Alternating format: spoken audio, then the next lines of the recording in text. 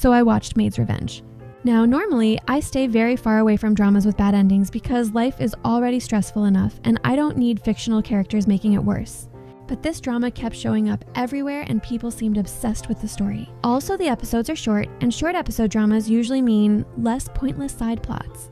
What makes it even funnier is that almost every single problem in this show could have been solved if the characters just communicated properly for once. One honest conversation and the plot would collapse instantly. But instead, everyone chooses violence and manipulation. The drama itself is basically a melodramatic cliche mixed with fan service. But honestly, the leads carry the entire thing. Their acting is good, the chemistry works really well, and visually these two are absurdly attractive. The drama knows exactly what it's doing because every scene feels designed to make people edit them on TikTok later. But before anyone starts this expecting healthy romance, absolutely not. There's slapping, threats, manipulation, non-consensual scenes, attempted murder, kidnapping, revenge plots, and enough crimes to get the entire cast arrested in any functioning society. And the female lead? I'm sorry, but she's painfully weak sometimes. Not even physically. I mean, decision-making wise.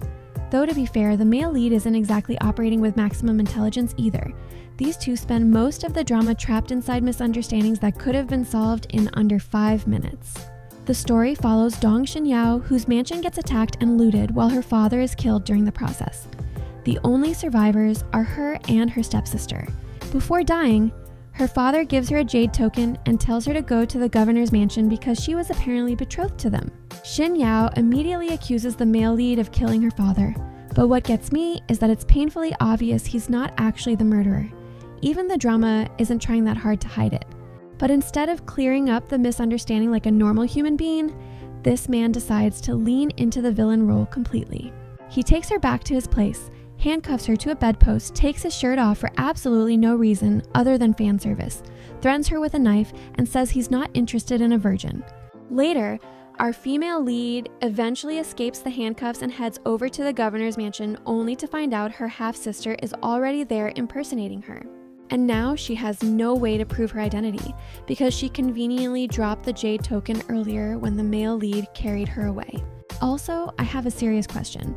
She escapes during the middle of the night, but by the time she reaches the mansion, it's suddenly daytime. What happened there? Did she stop for breakfast? Did the sun fast travel too?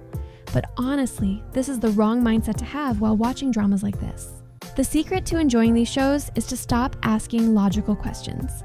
The moment you start analyzing timelines and realistic behavior, the experience is over. Anyway, Xinyao gets thrown out of the mansion, beaten by guards, and while trying to escape, she trips and falls directly into the arms of the man she's supposedly engaged to. And that is episode 1. This drama wastes absolutely no time. It moves so fast that our female lead barely finishes one traumatic event before the next one starts immediately. People get kidnapped, betrayed, threatened, rescued, and framed at the speed of light. I'm not going to recap the entire series because it's very predictable. If you've watched enough dramas, you already know exactly where this is heading. You can practically see the misunderstandings forming 3 episodes in advance. But with all that being said, I actually enjoyed it for what it was. Is it a masterpiece? Is the romance healthy?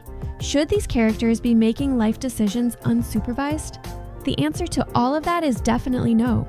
But once you switch off the analytical part of your brain, the drama becomes ridiculously entertaining. It's messy, dramatic, cheesy, toxic, and completely over the top in a way that somehow keeps you watching. You know it's ridiculous. The drama knows it's ridiculous. Everyone involved probably knew exactly what kind of show they were making. And that self-awareness kind of helps. Also, don't blink while watching because the pacing is insane. This plot moves faster than common sense. And yes, prepare yourself for that ending because it's ass. Anyways, if you enjoyed watching me slowly lose my sanity over this drama, then subscribe. Thank you so much for watching.